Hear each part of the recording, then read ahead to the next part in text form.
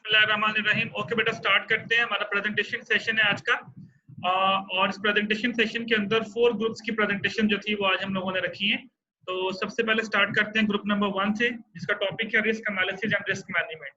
तो ये लोग प्रेजेंटेशन देंगे, आप लोग प्रेजेंटेशन सुनेंगे, और उसके बाद जो क्वेश्चन आप लोगों ने पूछना हुआ एट द एंड आप क्वेश्चन पूछ सकते हैं इनसे। जी बेटा, स्टार्ट करें। Bismillahirrahmanirrahim. Assalamu alaikum class and dear sir. Today our topic is risk analysis and risk management. What is risk analysis? Risk analysis क्या है? Risk analysis एक ऐसा प्रोसेस, आप जो भी कारोबार करते हैं या जो भी किसी के साथ पार्टनरशिप करते थोड़ा हैं सा या बेटा कोई माइक अपने मुंह के पास रखें, जरा आवाज थोड़ी लाउड आए।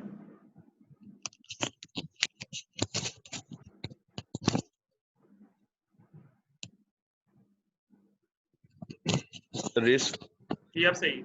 Risk what is risk analysis? Risk analysis क्या है? रिस्क एक ऐसी चीज है कि आप अगर कोई भी कारोबार या बिजनेस रन करते हैं, यानी ऑर्गेनाइजेशन रन कर रहे हैं, तो उसके अंदर रिस्क मौजूद होता है। रिस्क 4 किस्म के होते हैं: capital risk, market risk, reputation risk और ऑपरेशनल रिस्क।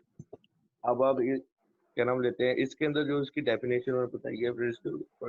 रिस्क एक ऐसा प्रोसेस है जो कि आप रिस्क को सबसे पहले उसको आइडेंटिफाई करें, प्रॉब्लम को, और उसके लिए उसके कोई इनिशिएटिव्स देखें कि अगर आपको कोई रिस्क अगर आपके बिजनेस के आ रहा है तो आपके पास कोई ऐसे इनिशिएटिव होनी चाहिए जिसकी वजह से आप उस रिस्क को कम कर सकें। और अब सबसे पहले आप अपने रिस्क जो से, अगर आपने रिस्क को कम करना है अपनी ऑर्गेनाइजेशन में, जो से आपके थ्रेट्स ऑर्गेनाइजेशन के अंदर आ रहे हैं, सबसे पहले आप उनको एस्टिमेट करें, और उनको एस्टिमेट करके और उसका यानी कि उसको खत्म करने के लिए दूसरे इनिशिएटिव आप उसको देखने सकते हैं। जो से आपके ऑर्गेनाइजेशन के अंदर रिस्क आते हैं, वो एक ह्यूमन की वजह से भी आते हैं, ऑपरेशनल भी होते हैं और रेपुटेशनल भी होते हैं। सबसे पहले ह्यूमन रिस्क किस तरह आता है? अगर आप किसी के साथ ऑर्गेनाइजेशन रन कर रहे हैं, वो आपका पार्टनर है या वो आपके ऑर्गेनाइजेशन में उसका कोई पार्ट है, तो वो अगर उसकी डेथ हो जाती है, उसकी इंजरी हो जाती है, और किसी भी वजह से, या उसके पास कोई कैपिटल नहीं होता या कोई, तो वो आपकी जो सी भी उसके साथ पार्टनरशिप है वो किसी भी टाइम खत्म हो सकती है। ऑपरेशन में क्या होता है, आपके सप्लायर्स हैं, और जो सी आपके सप्लायर्स हैं, आपकी जो सी भी सामान वो डिस्ट्रीब्यूट कर रहे हैं, वो बाकायदा तौर पे मार्केट के अंदर नहीं जा रहा है, या वजह से वो ऑपरेशन ऑफ द बिजनेस बेटा, ऑपरेशन मीन कि ऑपरेशन ऑफ द बिजनेस की वजह से जो रिस्क फेस करना पड़ रहा है, उसमें आपके डिस्ट्रीब्यूशन है, जी सप्लायर्स भी आ सकते हैं, डिस्ट्रीब्यूशन सप्लायर्स भी आ जाते हैं, वो सारे आ जाते हैं। वो जिसकी वजह से ऑपरेशन जो है वो ऑर्गेनाइजेशन का वो भी जो है वो डैमेज होता है। और रेपुटेशन, अगर आप कोई भी अगर चीज आपकी है, अगर आप उसका म्यार ठीक नहीं रखोगे, अगर उसके अंदर कोई प्रॉब्लम आती है या जिसकी वजह से कस्टमर उससे डैमेज हो रहा है, तो आपकी रेपुटेशन को बहुत ज्यादा लॉस होगा। आप उस अपनी रेपुटेशन जो है वो खत्म कर दोगे, और कस्टमर का ट्रस्ट भी जो है आप लोगों से खत्म हो जाएगा।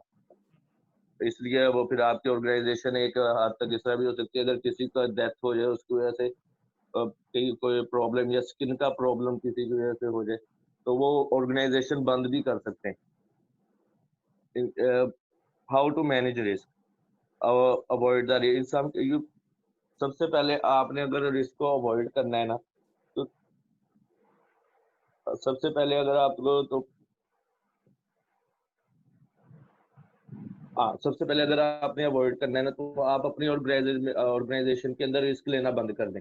अगर आप रिस्क कम से कम लेंगे, ऑर्गेनाइजेशन मूव करेगी। लेकिन एक बात मैंने, हाई रिस्क हाई रिटर्न।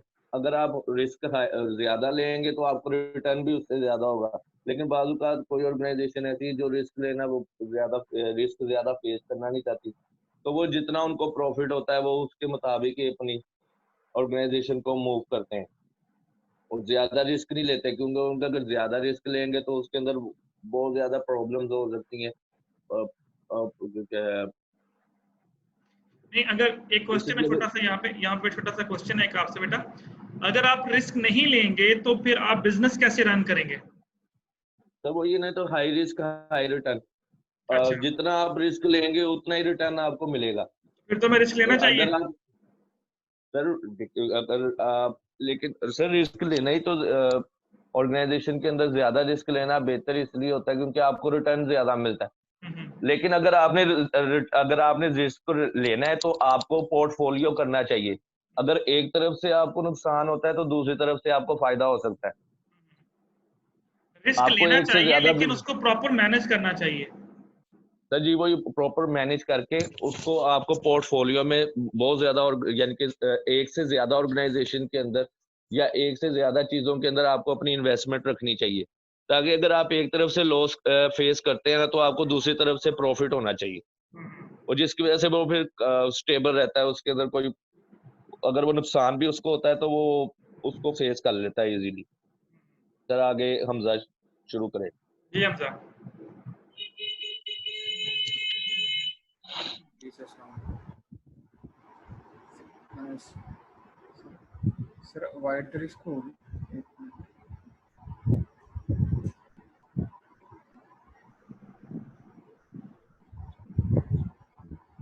जी हमजा स्टार्ट करें बेटा।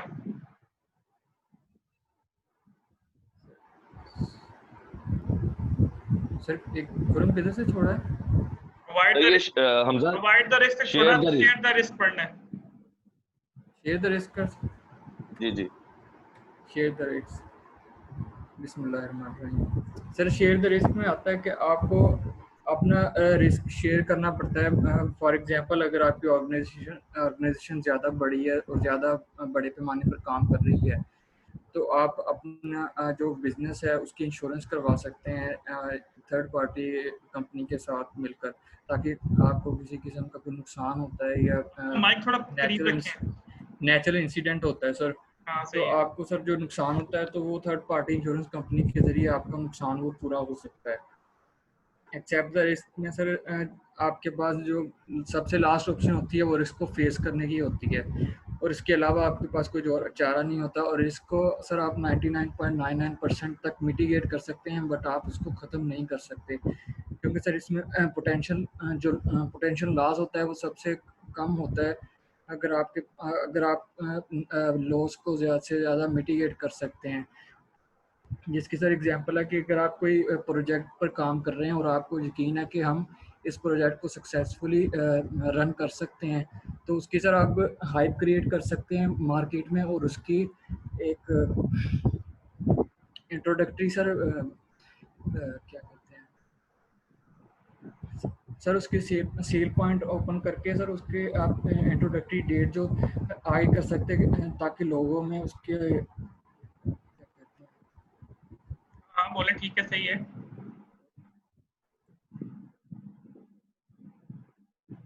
ये मुझे लगता है अभी स्लाइड्स पढ़ रहे हैं ना, पहले शायद पढ़ी नहीं है आप लोगों ने जो स्लाइड बनाई हुई है। सर पढ़ रहे हैं। अगर हेलो तो सर, बेटा आवाज़ आपने आ रही यहाँ है? बैठ के जी सर। प्रेजेंटेशन इस तरह से देनी है तो फिर तो कोई फायदा नहीं कि आप पहले स्लाइड पढ़ के समझ रहे हैं फिर मुझे एक्सप्लेन कर रहे हैं।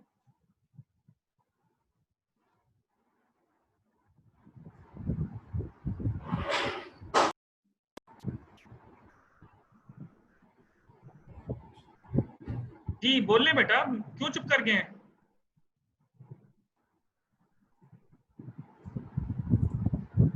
मेरी आवाज आ रही है आपको?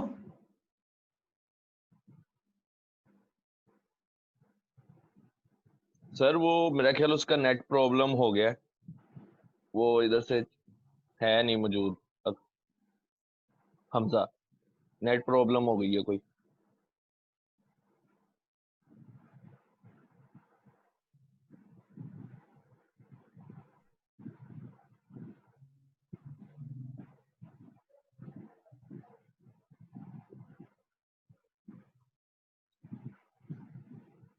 चले नेक्स्ट ग्रुप स्टार्ट करें उतनी देर, जब वो तक आते हैं, नहीं तो उसकी प्रेजेंटेशन बाद में लेंगे।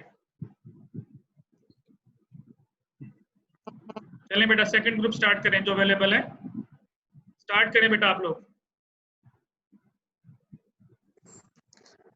सर नेट प्रॉब्लम बहुत है, हम स्टार्ट कर देते हूँ, अल्लाह ना करे रुक जाए। आप स्टार्ट करें बेटा कि नेट प्रॉब्लम खत्म ही नहीं होनी किसी की भी। चलें स्टार्ट अस्सलाम करें। वालेकुम। अस्सलाम वालेकुम क्लास। आज हमारा टॉपिक है what is risk and types. हम सबसे पहले देखेंगे कि व्हाट इज रिस्क। रिस्क होता क्या है। जब भी हम बिजनेस की बात करते हैं या इवन प्रैक्टिकल लाइफ में जब भी हम फ्यूचर के बारे में डिसीजन ले रहे होते हैं तो वो डिसीजन हमेशा अनसर्टेन होते हैं। अगर हम फ्यूचर के बारे में सोच रहे होते हैं या अगर प्लान कर रहे होते हैं तो उसमें अनसर्टेनिटी होती है। अनसर्टेनिटी जो होती है ना वो दो तरह की होती है। It can be positive, it can be negative. हम अब देखते हैं कि पॉजिटिव कैसे हो सकती है, नेगेटिव कैसे हो सकती है। तो आए हम एक एग्जांपल ले लेते हैं। फॉर एग्जांपल कि हम एक नया बिजनेस स्टार्ट करते हैं। हो सकता है कि वो हम शुरू में बहुत ही अच्छा चले, पहले ही साल में बहुत ज्यादा प्रॉफिट देना शुरू कर दे, तो ये हो गई positive uncertainty. And the other hand वो बिजनेस ना चले, उसमें हमारी सर्च फ्लॉप हो जाए या उसमें हमारा प्रोडक्ट फ्लॉप हो जाए, उसमें हमें प्रॉफिट के बजाय लॉस हो जाए, तो उसको हम कहते हैं अनसर्टेनिटी, नेगेटिव अनसर्टेनिटी। तो सिंपली आप कह सकते हैं कि अनसर्टेनिटी यानी कि वो अनसर्टेनिटी जिसमें लॉस का खर्चा होता है उसको हम कहते हैं रिस्क। तो हम रिस्क को सिंपली डिफाइन कर सकते हैं। Risk is defined as the possibility of losing something of value, यानी कि वो रिस्क जिसमें हमें लॉस होता है उसको हम कहते हैं रिस्क। अब पॉजिटिव इंस्टेनिटी को हम पॉजिटिव रिस्क कह सकते हैं, लेकिन हम कोशिश करेंगे कि उसको रिस्क नहीं कहते, क्योंकि रिस्क सिर्फ नेगेटिव के साथ ही हम उसको लिंक करते हैं। क्योंकि जब भी हम एक बिजनेस स्टार्ट करते हैं या प्रोजेक्ट लेते हैं या नया बिजनेस स्टार्ट करते हैं, उसमें रिस्क होता है। तो उसमें ये होता है कि हमें प्रॉफिट होगा या लॉस। और जो लॉस होता है ना, जो लॉस का हमें खर्चा होता है, उसको हम देते हैं रिस्क का नाम। क्योंकि जो हम एक्सपेक्ट कर रहे होते हैं उसको ऐसे डेविएशन या वेरिएशन रिस्क कहते हैं। हमने फाइनेंस में भी कई दफा इस बारे में डिस्कस कर चुके हैं कि रिस्क जिसमें हम स्टैंडर्ड डेविएशन से मेजर करते हैं as a deviation mean average या एक्सपेक्टेड होती है। तो बेसिकली कोई भी जो नेगेटिव अनसर्टेनिटी होती है वो लॉस से ही होती है। जो हमें लॉस हो रहा होता है ना वो होता है रिस्क। तो सिंपली आप इसको ये भी कह सकते हो कि अनसर्टेनिटी वो होती है जिसके लिए एक बंदा तैयार होता है कि वो इस अनसर्टेनिटी के साथ क्या गेन करना चाहते हैं, उसको हम कहते हैं रिस्क। आइए इसकी एक और एग्जांपल देख लेते हैं कि अगर आप एक इवेंट करना चाह रहे हैं, उस इवेंट में आपने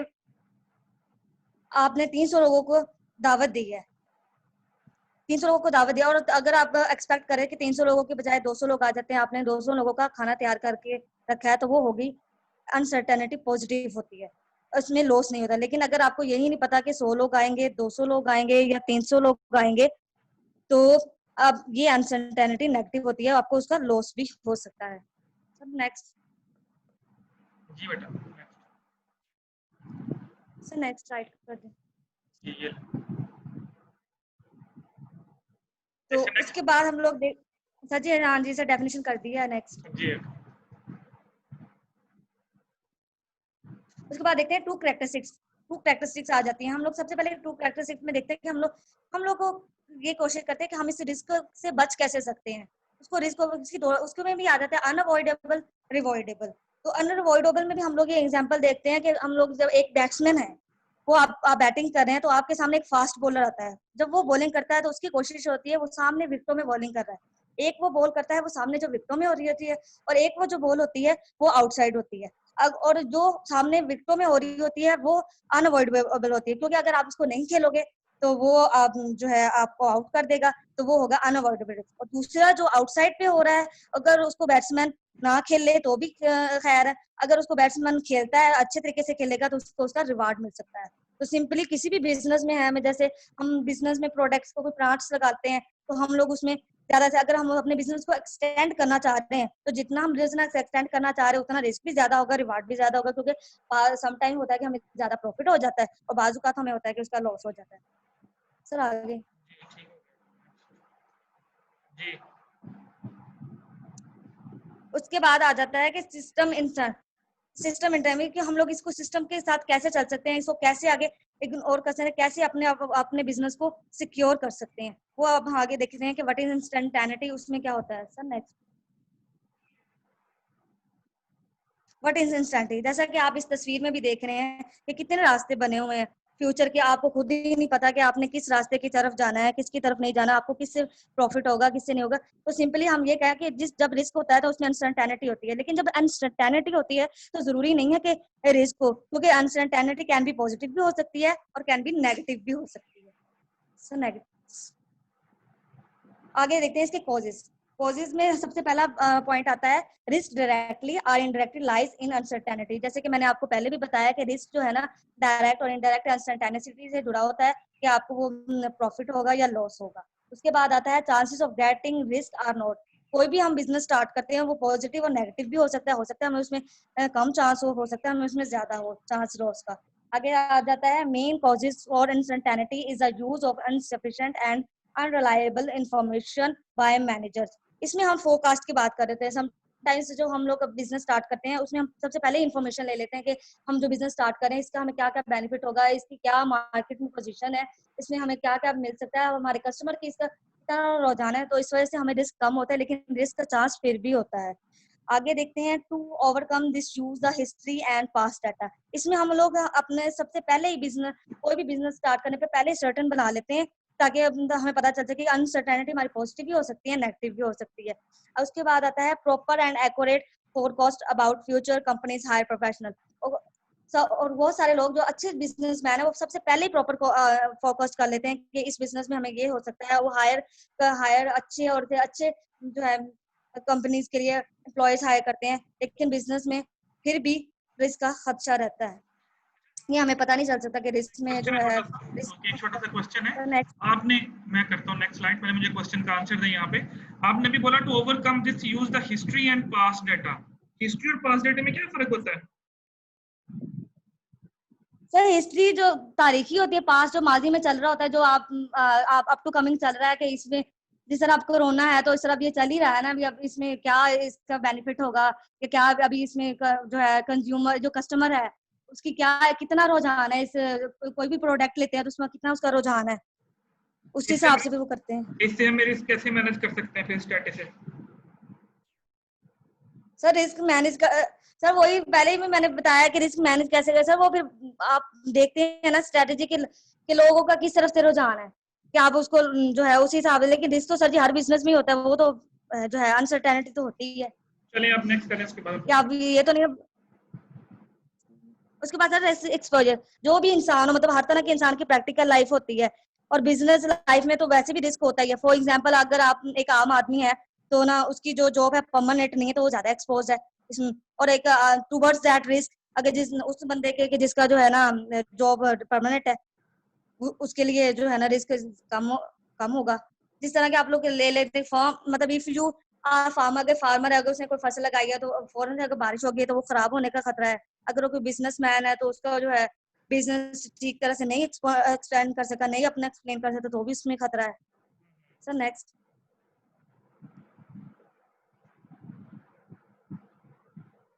आगे आ जाता है रिस्क अवर्जन। जब भी हम रिस्क की बात करते हैं ना तो उसमें रिस्क अवर्जन भी होता है, उसको हम रिस्क टेकर भी कह सकते हैं और रिस्क लवर भी कह सकते हैं। रिस्क अवर्जन वो लोग होते हैं जिनका एटीट्यूड जो इंडिविजुअल का एटीट्यूड है, जो कस्टमर है, जो कंज्यूमर है, जो इन्वेस्टर है, उनके रिस्क की तरफ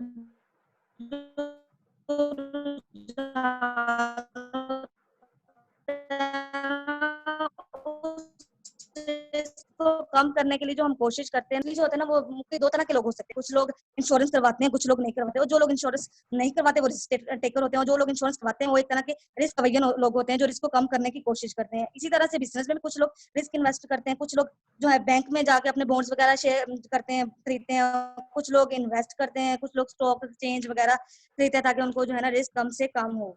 उसके बाद सर आता है business risk.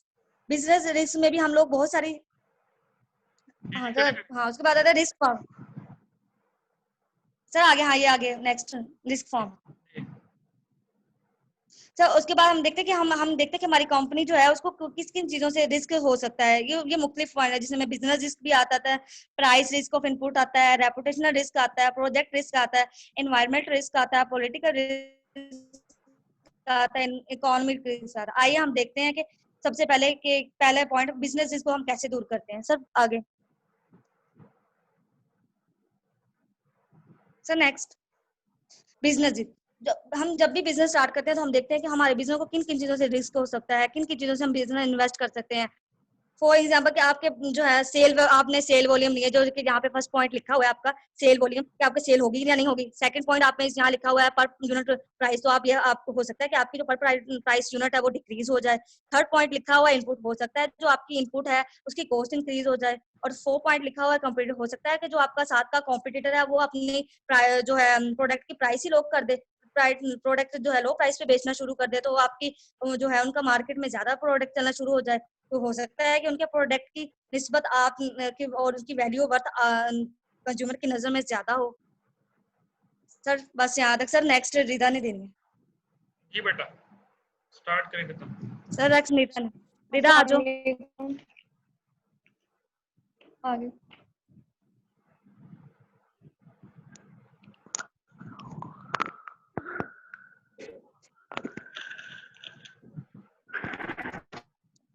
Rida Fatima, I'm student of BBA.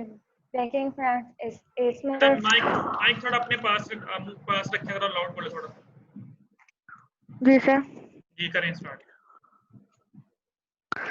Sir slide next करें, प्राइस रिस्क इनपुट। जी प्राइस रिस्क इनपुट ये लें।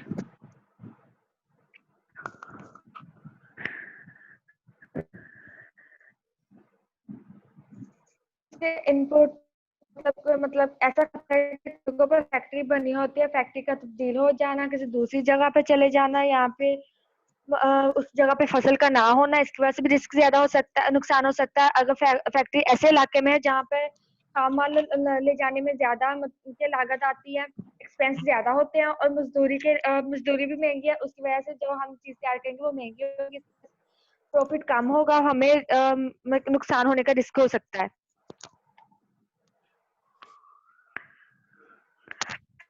Price risk of output market ऐसे टाइप्स के मतलब खतरात शामिल होते हैं कि जब किसी मतलब जब किसी चीज की मांग ज्यादा बढ़ जाती है और बढ़ जाती है, और किसी चीज की फैक्ट्री में मांग कम हो जाती है, जब किसी चीज की मांग कम हो जाती है तो उसके लिए प्रॉफिट का होना रिस्क हो जाता है और मार्केट में इसकी प्राइस को बहुत ज्यादा कम करना पड़ता है, क्योंकि तमाम साथी दूसरी चीज की तरफ मुतवज्जा होते हैं और कंपनी इसकी प्राइस कम करने पर मजबूर हो जाती है। सर नेक्स्ट है रेपुटेशन रिस्क। रेपुटेशन रिस्क से मुराद है कि जब किसी कंपनी की रेपुटेशन खराब हो जाती है तो उसकी कंपनी का मियार बहुत ज्यादा कम हो जाता पर बहुत असरअंदाज होता है। जो के साथ इनका उस कंपनी पर एतमाद बना होता वो भी प्राइस भी बहुत ज्यादा कम हो जाते हैं और इसकी जो मार्केट में मांग होती है वो भी बहुत ज्यादा कम हो जाती है, जिसकी वजह से और इसका प्रॉफिट भी हो सकता है, मतलब लोगों का ही होता है सर। अच्छा प्रॉफिट होने का भी होता है लोगों का और कॉन्फिडेंस क्यों लूज होता है बेटा? यहाँ पे लिखा हुआ है सीरियस लॉस ऑफ कॉन्फिडेंस। जी क्यों लूज होता है कॉन्फिडेंस कंपनी के ऊपर? सर मतलब कभी कभी प्रोडक्ट अच्छी नहीं होती और कभी दूसरी मार्केट आ जाती, मतलब मार्केट में दूसरी कंपनी आ जाती है, वो अच्छी चीजें भी तैयार करती है उनसे। और कभी कभी मार्केट मतलब वो जो कंपनी होती है वो अच्छी चीज नहीं तैयार करती, पहले अच्छी चीज तैयार करती है और बाद में वो अच्छी चीज तैयार करना छोड़ देती है, जिसकी वजह से लोगों का एतमाद उठ जाता है। प्रोजेक्ट है कि जब मतलब कोई काम करते हैं वो प्रोजेक्ट बनाते हैं, तैयार करते हैं कि ऐसे ऐसे काम करना है, जब कभी कभी फिर बाद में को चेंज करेंगे तो उस पे मनफी असरात होंगे, फिर जब चेंज किया जाएगा उसको वो गैर हो गए उसमें सर उसमें जब प्रोजेक्ट चेंज किया जाएगा उसमें खतरा होगा सर, क्योंकि पहले जो प्रोजेक्ट किया गया था उसमें थोड़ी डिटेल थी सर। जो पहले प्रोजेक्ट इसके बाद जब कोई प्रोजेक्ट तैयार किया, पहले जो प्रोजेक्ट तैयार किया जाता है उसमें सब कुछ लिखा होता है। जी सर आ रही है।